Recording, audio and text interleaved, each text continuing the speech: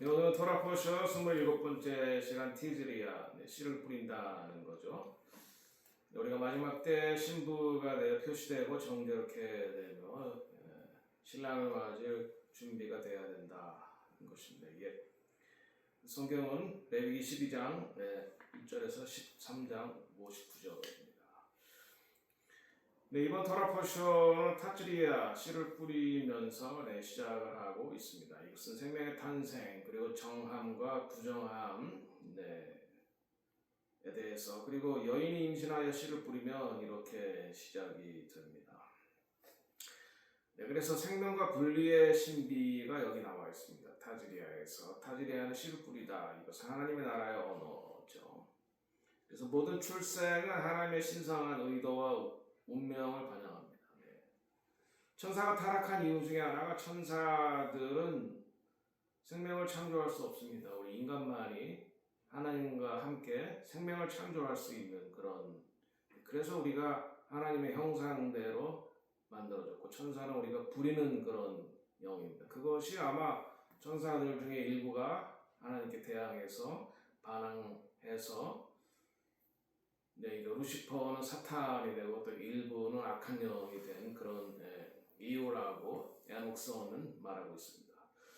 그리고 출생 후에는 투마 그러니까 정결케 되는 그런 기간이 있습니다. 이것은 분리가 아닌 거리를 두는 그런 기간이 되는 거죠. 정결 타하라는 다시 하나님께 나아갈 준비가 된 상태를 말합니다. 정결케 되었다. 이제 하나님께 다시 나아갈 준비가 되었다. 왜냐하면 하나님께서 거룩하기 때문에 우리가 이제 부정하게 되면 일정 기간을 거쳐서 하나님께 나아가는 것입니다. 그리고 아들을 낳으면 8째 날에 할례, 7은 완전 숫자죠. 동서남북 그리고 성부, 성자, 성령 그래서 7 완전수. 여기서 새로 8번째는 새롭게 시작한다는 걸 말하고 8은 시작도 없고 끝도 없는 그 영원을 말해서 그래서 인간 역사가 2000년 그리고 천년왕국 그 다음에 그 이후에 새 예루살렘에 내려오는데 그때 이제 백보자 심판을 지어서 우리가 새 예루살렘에 들어가는 것이 우리의 구원의 완성, 영화, 그러니까 구속, 그 다음에 성령으로 인하여서 우리가 성적해 되고 영화롭게 되는 여기 구원의 완성을 말하는 것입니다. 그래서 이제 8일째 할례를 두는데 이 할례의 특징이 베어낸다는 거잖아요. 악한 것, 인간에게 악한 것들을 베어내고 하나님의 언약의 백성이다 라고 하는 것입니다. 하나님을 위해 구별된 마음과 언약적인 정체성.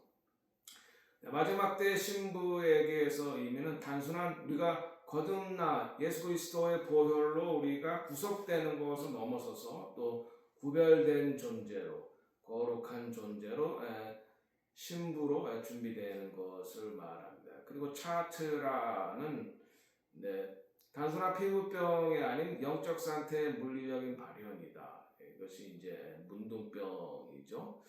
이제 병은 아담 모든 인류에게 적용되는 영적인 원리입니다. 그래서 이제 이 나병이 어떻게 발생하느냐 우리가 모세의 누나 미리암을 통해서 우리가 알아볼 수 있습니다. 모세는 미리암이 어려서 이제 키웠고 미리암에 의해서 공주에게 입양될 때 큰 도움을 줬던 누나입니다. 그러니까 거의 모세에게 미리암은 엄마 같은 존재죠.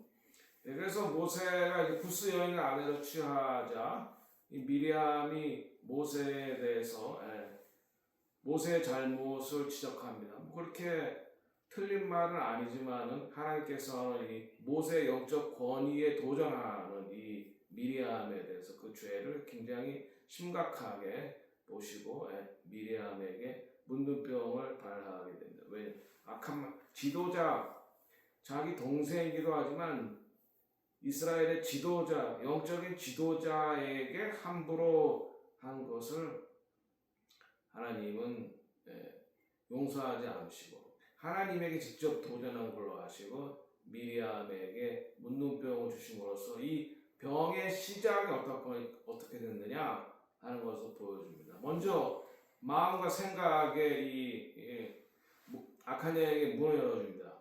교만한 마음이 드는 거죠. 지가 내가 어렸을 때 다 키웠는데 이런 교만한 마음이 약한 영에게 문을 열어주고 또 생각으로 그렇게 악한 영이 뿌리내리게 하고 그 다음에 이제 말로 나오고 그래서 마음과 생각에서 말로 나오면서 죄의 파괴력이 세지는 것입니다.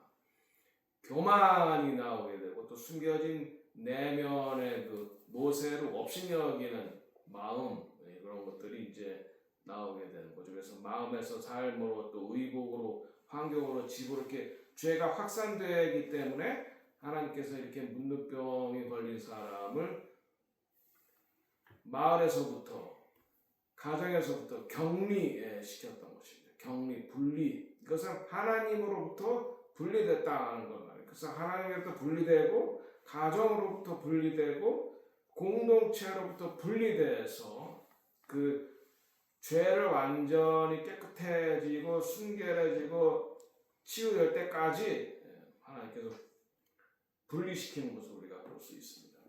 근데 그것을 제사장이 한단 말이죠. 의사가 하는 게 아니라. 왜냐하면 이것이 영적인 문제임을 시사를 하는 것입니다. 제사장의 사명은 조사하고 선포하여 변화를 끝까지 관찰하는 것입니다. 제사장이. 여기서 예언적 그림은 외모가 아닌 내면의 실제 상태를 분별하는 그런 권세, 권위가 바로 제사장에게 있었다. 코헨 가돌 그 대제사장, 제사장이죠. 그래서 영어 이름에 혹은 리바이라고 하는 라스트 네임을 쓰는 사람들이 바로 이 제사장 가문의 후손입니다. 그래서 미국에서도 아주 유명한 래퍼 조나단 바로 그 사람이 바로 이제 이 제사장 가문의 후손인데 예루살렘에 가서 그 제사장이 살던 터에 가니까 거기를 이제 지키던 사람이 당신 제사장 가문의 후손이죠. 딱 알아보더라는 거예요. 네. DNA도 이 유대인들의 DNA도 제사장 가문은 다르다. 유대인 DNA가 있고 거기서도 또 제사장 가문의 DNA가 다르기 때문에 지금도 이 DNA 테스트로 누가 대제사장의 후손인지 알 수 있다는 것입니다. 제사장. 네, 그 다음에 격리와 노출의 목적. 부정한 자는 진영 바깥에서 부정하다. 나는 부정하니까 나를 만지면 부정해지니까 나를 떠나라. 이렇게 말을 해야 되는 거예요. 왜냐하면 죄도 오염되는 그런 효과가 있어요. 옛날에 나병이 그랬죠. 나병이 들면 이제 격리됐죠. 한국에서도. 나병이 바로 이제 문둥병 혹은 레프러시. 요새는 한센시병이라고 해야 되죠. 한센시병이 오염되기 때문에 주변 사람들에게 전염되기 때문에 그래서 분리를 시킵니다. 영적인 교훈은 죄는 숨길 수 없으며 정직한 노출에 의해서 치유가 시작이 되는 것입니다. 그리고 목적은 공동체의 거룩함을 유지하고 죄를 지은 개인을 회개로 이끌입니다. 공동체 첫 번째는 그 사람의 회개, 두 번째는 공동체의 거룩함을 지킨다 라고 하는 그런 목적이 있습니다. 또 마지막 때의 신부된 입장에서는 우리가 외면은 깨끗해 보이지만 내면은 우리가 잘 알 수 없죠. 내면을 볼 수 있는 오직 하나님만이 우리의 마음의 중심을 보시는데 이 마음의 중심으로부터 이 죄가 시작이 되는 거죠. 교만한 생각, 그런 마음을 품었을 때.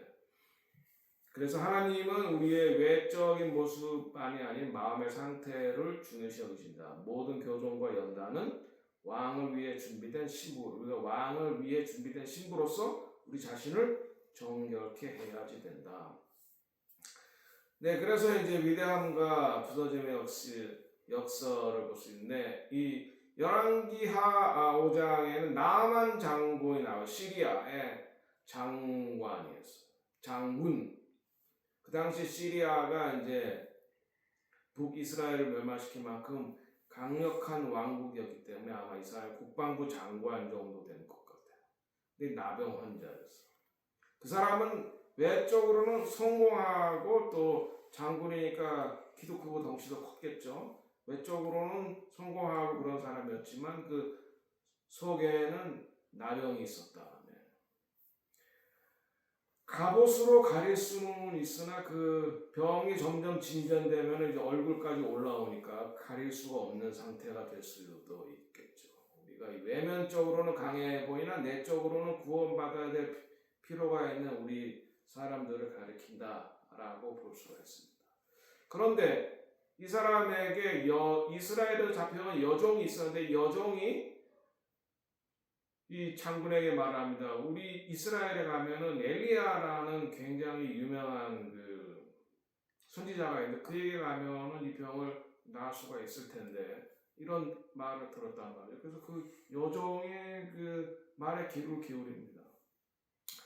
이런 사람은 물에 빠진 사람이 지푸라기도 잡는다고 그런 심정이었겠죠. 하지만 작은 목소리를 믿음으로 경청했다. 그래서 마지막 때의 신부는 하나님의 작은 목소리에도 응답해야지 된다. 마지막 때 하나님 쓰시는 사람은 이름 없는 사람, 그리고 얼굴을 드러내지 않는 사람, 그리고 자기를 부인하는 사람, nameless, faceless, selfless한 사람을 하나님께서 쓰신다. 이것은 단순한 순종의 시험이었습니다. 나만의 기대.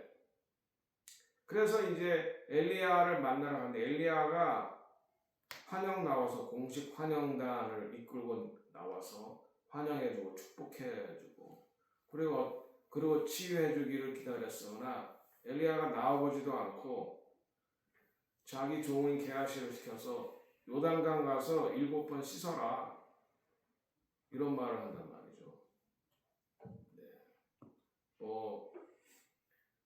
그러니까 거창한 예식이나 그런 퍼포먼스가 없었어요.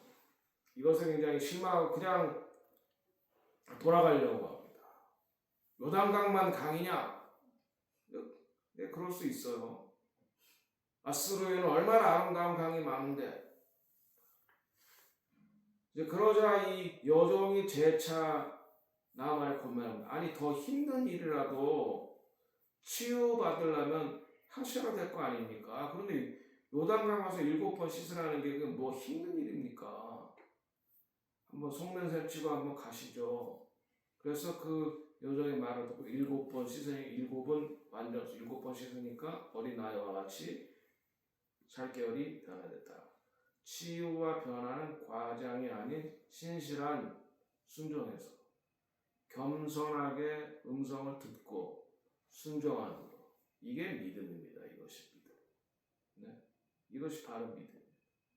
순종, 행동이 없으면 믿음이 아니에요. 그래서 히브리적인 의미에서 그것이 임요난 하나님의 음성을 듣고 이 여종을 통해 하나님의 음성을 듣고 겸손하게 듣고 자기 의지를 꺾고 요단강에서 7번 목욕을 하는 거. 신실한 순종. 이것이 믿음이에요. 자, 그래서 요단강을 잘 낮추고 건너가는 죽음과 부활의 장소. 그래서 우리가 요단강 건너간 만나리 그러면 그 말이 무슨 뜻이에요? 죽은 다음에 사후 세계에서 만나자는 말이죠. 요단강 건너가 만나리. 요단강이 폭이 그렇게 안 넓습니다. 한 5m, 10m 되는 데도 있고 그냥 이렇게 정말 펄쩍 뛸 수 있는 데도 있고. 숫자 1 언약의 완성이고 하나님의 완전한 통치를 의미하고 그렇게 순종한 결과 어린아이 같은 삶로 회복이 되었다. 영적으로 거듭났다. 요단강에서 요한이 세례를 주죠. 세례를 줄 때 어떻게 됩니까? 완전히 물에 잠겼다가 일어나는 거죠. 나의 자아가 죽고 새롭게 예수의 부활로 새롭게 탄생하는 이것이 바로 영적인 거듭남 또는 순결 를 말하는 것으로 볼 수 있습니다. 나아만은 이방인이었습니다. 이방인이었기 때문에 제사장에 가서 보일 필요가 없었습니다. 그냥 치유받고 그러나 이스라엘 하나님, 아브라함의 하나님, 이삭의 하나님, 야곱의 하나님이 올바른 하나님이다 라고 선포합니다. 이방인에 의해서 이스라엘의 하나님이 참 신이다 라고 하는 것이 드러나는 것입니다. 이것이 바로 이제 이방인이 로마서 9장, 10장, 11장에 나와 있는 원가지에 접붙임 받는다라는 그 원리를 말해주는 것입니다. 자, 신약에서 예수님은 문둥병 걸린 10사람 다 유대인이었던 것 같아요. 한 사람은 사마리아인이고 그들이 예수님을 향해 부르짖습니다. 다윗의 자손 예수여 우리를 불쌍히 여기소서. 그들의 울부짖음을 들으시고 이것이 이제 기도죠. 우리의 울부짖음이 기도죠. 예수님께서 명령하십니다. 가서 제사장에게 내 몸을 보여라. 이 말은 무엇인 말이에요? 제사장이 보고 다 나았다라고 하는 판결을 받으면 다시 가정으로 돌아가고 공동체로 돌아갈 수 있는 거죠. 회복될 수가 있는 거죠. 그러나 다 낫기 전에 제사장에게로 가는 도중에 자기들의 병이 나았다는 걸 알게 돼요. 이렇게 예수님의 음성을 듣고 행동하는 것이 믿음입니다. 이 음성을 들었는데 내가 나아야지 제사장에게 가지라고 해서 안 갔다면 안 나았죠, 병이. 그러나 예수님의 음성을 제사장에 가서 내 몸을 보여라 라고 하는 말씀을 듣고 제사장에게 가는 순간 병이 나은 것이 바로 이것이 믿음의 에뮤나. 자, 그들이 가는 동안 깨끗해져서 하나님은 우리의 기도에 응답하실 때 우리의 행동, 순종하는 행동을 보시고 치유하신다. 그것이 믿음이다. 그런데 10명이나 치유받았는데 그 중에 한 명 사마리아인 제사장에게로 가는 도중에 돌아와서 예수님에게 감사를 드렸습니다. 발 아래 엎드려서 영광을 돌리고 이것이 바로 예배한다는 것과 같은 의미입니다. 발 앞에 엎드려서 감사를 드리고 이것은 예수님을 예배한다, 경배한다, 하나님의 아들로 섬긴다라는 말과 같습니다. 그럴 때 예수님이 묻습니다. 아니 10명이 치유받지 않았느냐? 왜 너만 왔느냐? 아마 그 9명은 유대인이었고 이 사람은 사마리아인이었어요. 사마리아인은 북이스라엘 10지파에 소속된 사람들로서 아수르와 혼혈이 됐기 때문에 유대인들이 유대인으로 취급하지 않는 사람이에요. 지금도 사마리아 사람들이 한 5,000명 정도가 남아있습니다. 후손들이. 그들 나름대로 율법을 지키고 그들 나름대로 유월절을 다 지키고 있어요. 그러나 유대인들은 그들을 유대인으로 인정하지 않아요. 그러나 하나님은 그들을 유대인으로 인정하시죠.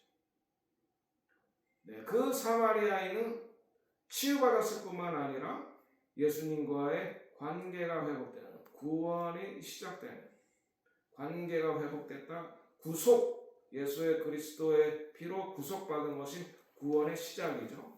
관계가 시작이 됐다는 것입니다. 올바른 관계. 예수 그리스도는 우리의 주님이시고 우리는 그분의 백성이요, 그분의 신부요, 그분은 우리의 목자요, 우리는 그분의 양이요. 이렇게 올바른 관계로 회복이 되었다. 이것이 이제 구원이 시작되었다. 이렇게 말하는 것입니다. 자, 그래서 10명은 다 육체적인 치유를 얻었지만 오직 한 명만 온전하게 되었다. 여기서 온전하게 되었다는 것은 하나님과의 관계가 회복이 되었다. 구원이 시작이 되었다. 우리가 기쁜 일이 있을 때는 하나님께 먼저 나아가서 감사를 해야 됩니다. 그분에게 주신 그분에게 먼저 우리에게 구원을 주신 것에 대해 감사, 좋은 집을 주신 것에 대해서 감사, 또 먹을 음식을 주신 것에 대해서 감사. 감사하는 마음을 갖는 게 구원의 시작이에요. 나 같은 죄인을 예수 그리스도의 보혈로 구속하여 주시니 감사합니다. 자, 그 다음에 테슈바는 하나님께로 돌이키고 방향은 재설정하는 것. 하나님께 돌이키고 방향을 재설정하는 것이 우리에게 대단히 중요하다. 그는 자신의 목적을 멈추고 원천이신 주님께로 돌아갔다. 우리 신부는 신랑으로부터 무엇을 받았는가? 하는 것보다 우리가 어디로 돌아가는가, 우리가 누구와 관계를 맺고 있는가. 신랑이 주신 선물보다 신랑 자체를 우리가 그리워하고 기뻐해야 돼. 근데 우리가 다 사람이고 인간이고 나약하기 때문에 선물을 더 좋아하죠. 선물을 주신 분보다 눈에 보이는 선물을 더 중요시하기 때가 많이 있습니다. 자, 그러면 이제 신부와 군중의 차이. 군중은 9명. 그저 하나님으로부터 복을 받고 기적을 경험하고 주님께 감사하지 않는 사람들. 이런 사람들은 군중. 그러나 신부는 주신 분을 구별하고 그분에게 나아가서 경배하고 예배하고 그분과의 관계를 회복하고 또 그분이 하라고 하시는 일을 함께 동행하는 그런 사람이 신부입니다. 예수님을 이용하고 떠나는 것이 아니라 그런 사람들은 군중이고 예수님께 감사하고 예배하고 경배하고 예수님의 고난에 동참하고 예수님과 함께 통치에 동참하는 그것이 마지막 때의 신부입니다. 그러나 많은 신앙인들이 하나님을 알지 못한 채 그분의 능력과 그분의 선물에만 집중하는 그런 경향이 있어요. 이거 주세요, 저거 주세요. 그러니까 달라고만 하고 받았는데 감사하지도 않고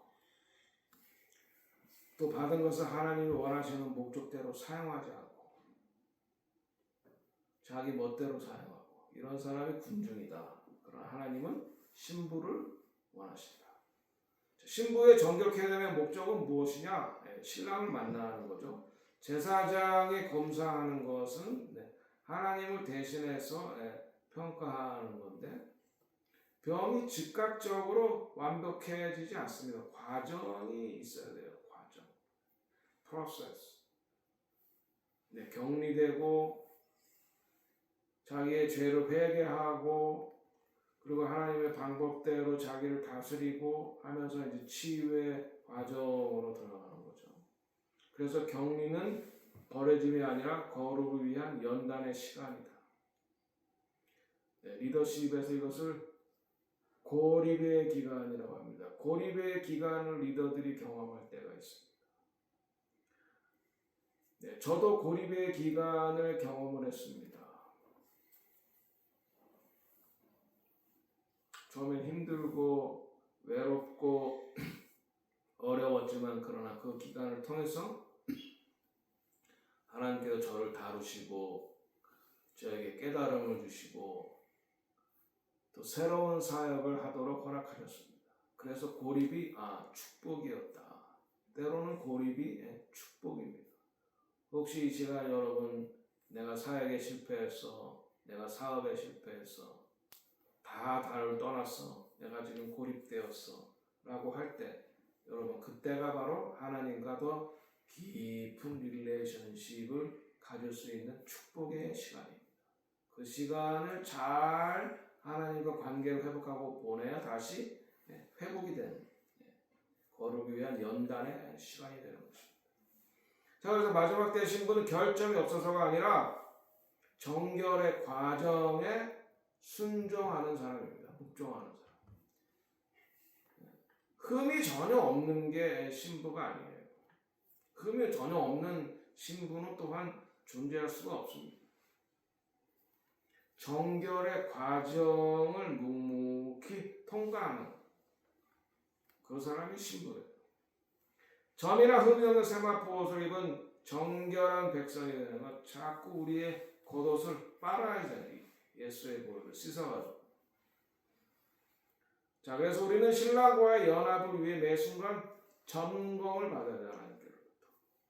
혹시 우리 안에, 우리 마음 안에, 우리의 생각 안에, 우리의 말에 하나님께서 기뻐하지 않은 것이 있는가 계속 살피고 점검하고 그것을 제거해서 우리 자신을 정결케 해서 신랑과의 연합을 위해 정결한 신부로 준비가 돼야 된다.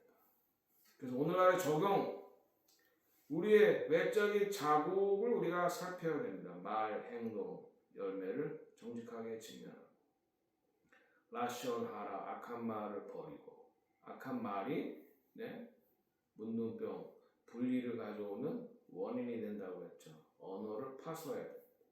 입술을 지키겠다.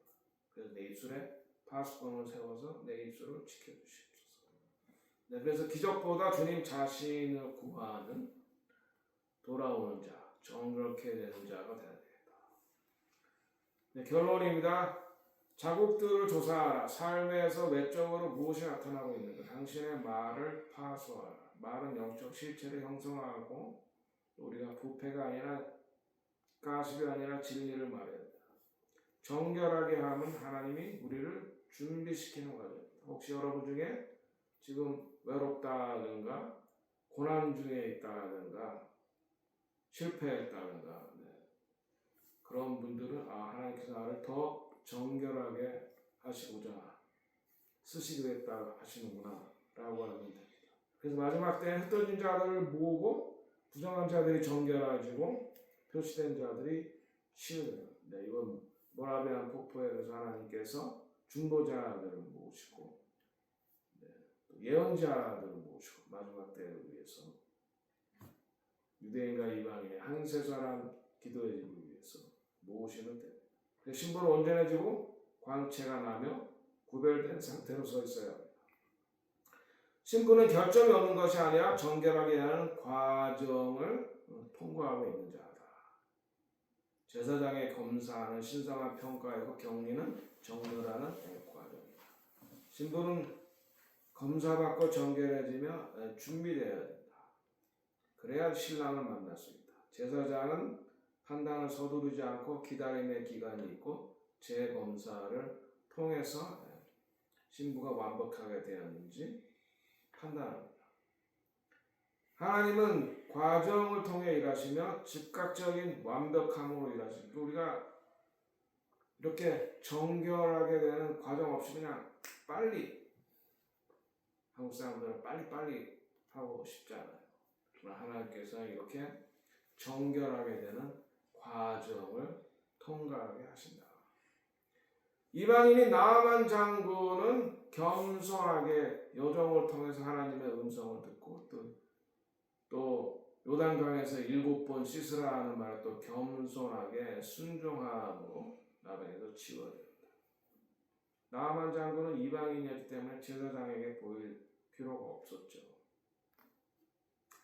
예수님은 10명의 유대인들 문둥병자들을 치유하셨는데 그 중에 9명은 치유받고 할렐루야 하고 다 각자의 길로 갔겠죠. 그러나 그 중에 사마리아인은 치유받은 즉시 주님 앞에 돌아와 주님과의 관계를 새롭게 함으로 감사함으로 예배드림으로 예배와 감사를 통해 하나님과의 관계가 새롭게 되는 구원의 시작이 되는 예수의 보혈로 구속을 통해서 구원의 시작이 되는 그러니까 하나님께 쓰임받아 구원받았죠. 그러니까 아마 우리가 밀레니얼 킹덤에서 만날 사람은 9명의 유대인은 못 만날 수도 있어요. 그러나 분명히 사마리아인, 치유받았던 사마리아인, 예수님 앞에 나와서 예배드리고 감사했던 이분은 우리가 아마 반드시 만날 수 있을 것입니다.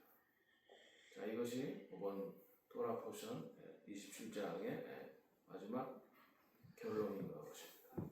기도하겠습니다.